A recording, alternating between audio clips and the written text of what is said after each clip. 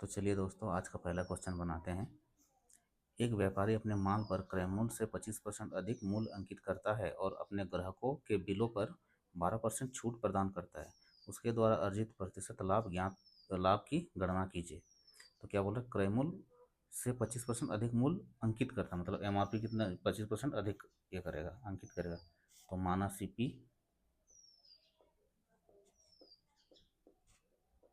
अगर 100 मानते हैं तो एमआरपी कितना हो जाएगा, इससे 25% अधिक अंकित कर रहा है। तो 100 का 25% 25 ही होता है, तो कितना हो जाएगा, एमआरपी 125 हो जाएगा। और फिर क्या बोल रहा है, ग्राहकों के बिलों पर 12% की छूट, मतलब डिस्काउंट दे रहा है 12% का। तो छूट हमेशा एमआरपी से दिया जाता है। तो 125 का 12% छूट दे रहा है, 25 चौके 100, 25 पंचे 125, 4 दिया 12, तो 5 गुना 3 कितना 15 का छूट दे रहा है। तो छूट हमेशा एमआरपी से दिया जाता है। तो अभी कितना में बेचेगा, सेलिंग प्राइस 110 में बेच रहा है, 100 में खरीदा है और बेच रहा है कितना 110 में। तो कितने का लाभ हुआ, 10% का लाभ। अगर सीपी 100 मानेंगे तो उसके लिए परसेंटेज निकालने का ज़रूरत नहीं है। तो आंसर आपका हो जाएगा ए नंबर। तो चलिए दोस्तों, अगला क्वेश्चन बनाते हैं। एक वस्तु के अंकित मूल्य और क्रय मूल्य का अनुपात 5:3 है। यदि उस वस्तु का विक्रय मूल्य 3,645 रुपये है और दुकानदार ने अंकित मूल्य पर 25% और 10% की दो क्रमागत छूट दी है, तो इस व्यापार में होने वाला प्रतिशत लाभ या हानि ज्ञात कीजिए। क्या बोल रहा है, एमआरपी अंकित मूल्य और क्रय मूल्य का अनुपात 5:3 है। अंकित मूल्य एमआरपी और अनुपात क्रय मूल्य सीपी का अनुपात कितना दिया हुआ है, 5:3। तो इसको अभी इसको खुद से यहाँ पे 2 जीरो लगा देते हैं, इसको 300 और इसको 500 मान लेते हैं, क्योंकि दोनों जीरो काटेंगे तो वही 5:3 ही आएगा। अभी क्या बोल रहा है, अंकित मूल्य पर 25% और 10% की दो क्रमागत छूट दी दी, दी है। एमआरपी कितना है, 500 है। अभी इसका निकालेंगे छूट, 500 का अगर देखिए 25% निकालेंगे तो 25% निकाल के फिर इसको माइनस करना पड़ेगा। तो इसीलिए इसको अभी डायरेक्ट बनाते हैं। 100 में 25% माइनस करेंगे तो कितना 75%, और एक छूट कितना 10% का दे रहा है। 100 में 10% का छूट देंगे तो कितना होगा, 90% निकालना होगा। 2 जीरो कैंसिल, 1 जीरो कैंसिल, 5 एकम 5, 5 दूना 10। तो कितना हो गया, 75 गुना 9/2। इसको 75 को गुना करेंगे तो आएगा आपका 675/2। इसको भाग देंगे तो 2 तिया 6, 2 तिया 6, 2 5 6 10, 2 7 14, 2 5 6 10। तो कितना आ रहा है, 337.5। तो अभी कितना एसपी कितना आ गया, 337.5। देखिए खरीदा है 300 में और बेच रहा है 337.5 में, तो कितने का लाभ हुआ, 37.5 का लाभ हुआ। लाभ हानि हमेशा सीपी से होता है, 300 से। परसेंटेज के लिए गुना 100, पॉइंट हटाएंगे तो जीरो आएगा। 2 जीरो कैंसिल, 3 एकम 3 जीरो, 3 एकम 3, 3 दूना 6, 3 5 6 15। यहाँ देखिए 10 है तो 10 उसको भाग देंगे तो कितना हो जाएगा, पॉइंट आ जाएगा 12.5% का क्या होगा, लाभ होगा। तो आपका answer A number. Next question है, एक महिला अंकित मूल्य पर 20% छूट के साथ एक कार खरीदती है और इसे अंकित मूल्य से 24% अधिक मूल्य पर बेचती है। उसका प्रतिशत लाभ ज्ञात कीजिए। तो माना एमआरपी अंकित मूल्य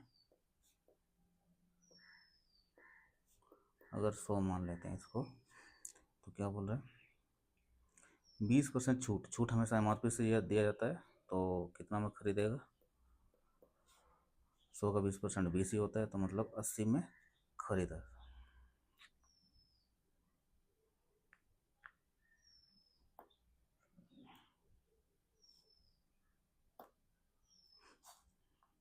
ये सीपी हो जाएगा, 20% छूट के साथ खरीदा है। और क्या बोल रहा है, अंकित मूल्य से 24% अधिक मूल्य पर बेचता है, मतलब एसपी कितना हो जाएगा, अंकित मूल्य से 24%, 100 से 24% अधिक मूल्य, मतलब कितना बेचेगा, 124 रुपये में बेचेगा। तो देखिए खरीदा 80 रुपये में और 124 रुपये में बेच रहा है, तो लाभ कितने का हुआ, 44 रुपये का। लाभ हानि हमेशा सीपी से होता है, 80 से परसेंटेज के लिए गुना 100, 0 0 कट जाएगा, 4 एकम 4, 4 एकम 4, 4 दूना 8, 2 पंच 6 10, तो 11 गुना 5 कितना हो जाएगा, 55% का लाभ हो जाएगा। ये वाला आंसर हो जाएगा आपका। ये थोड़ा टाइपिंग में मिस्टेक है, ये 55 हो जाएगा, सी नंबर आंसर हो जाएगा। नेक्स्ट क्वेश्चन देखते हैं। 9 वस्तुओं का विक्रय मूल्य 15 वस्तुओं के क्रय मूल्य के बराबर है, इस लेन देन में निम्न में से क्या हुआ है। क्या बोल रहा है, 9 वस्तु का विक्रय मूल्य मतलब एसपी, आगे क्या बोल रहा है, 15 वस्तु का क्रय मूल्य मतलब सीपी क्या है, बराबर है दोनों, तो दोनों को बराबर कर देंगे। तो एस पी बटा सी पी को इस वाला आएंगे, सी पी 15/9 को इस वाला आएंगे तो 9 हो जाएगा। इसको छोटा कर लेते हैं, 3 तिया 9, 3 5 15। तो देखिए 3 में खरीदा है और 5 में बेच रहा है, कितने का लाभ हुआ, 2 का लाभ हुआ। लाभ हानि हमेशा कहाँ से होता है, सी पी से, 3 से, परसेंटेज के लिए 100, तो आपका हो जाएगा 200/3। इसको भागा देंगे तो 6 इतना परसेंटेज 66.6% लाभ होगा, आपका बी नंबर आंसर हो जाएगा। तो चलिए अगला क्वेश्चन बनाते हैं। अतुलित एक पुरानी साइकिल 4000 रुपये में खरीदता है और उसके मरम्मत के लिए 400 रुपये खर्च करता है। यदि इस साइकिल को 5000 रुपये में बेचता है तो उसका प्रतिशत लाभ ज्ञात कीजिए। साइकिल कितना में खरीदा, सीपी 4000 रुपये में, ठीक है, और उस मरम्मत के लिए कितना 400 रुपया खर्च किया, तो ये भी सीपी में जुड़ेगा, क्रय मूल्य में जुड़ेगा, 400 रुपये टोटल सीपी, उसका क्रय मूल्य कितना हो जाएगा, 4400 रुपये, और बेच रहा है कितना एसपी, 5000 रुपये में। तो लाभ कितने का हुआ, 600 का लाभ हुआ। लाभ हानि हमेशा सीपी से होता है, 4400, परसेंटेज के लिए 100, 0 0 कैंसिल, 4 एकम 4, 4 एकम 4, 4 एकम 4, 4 एकम 6, 20 0, कितना आ गया, 150/11। इसको भाग देंगे 150 को 11 से, 11 एकम 11, 4 0, 11 तिया 33, कितना आ गया 7। तो इसको ये वाला पहले आएगा 13, 7 ऊपर जाएगा, 11 नीचे आएगा, 13.7/11, ये आपका आंसर हो गया, डी नंबर।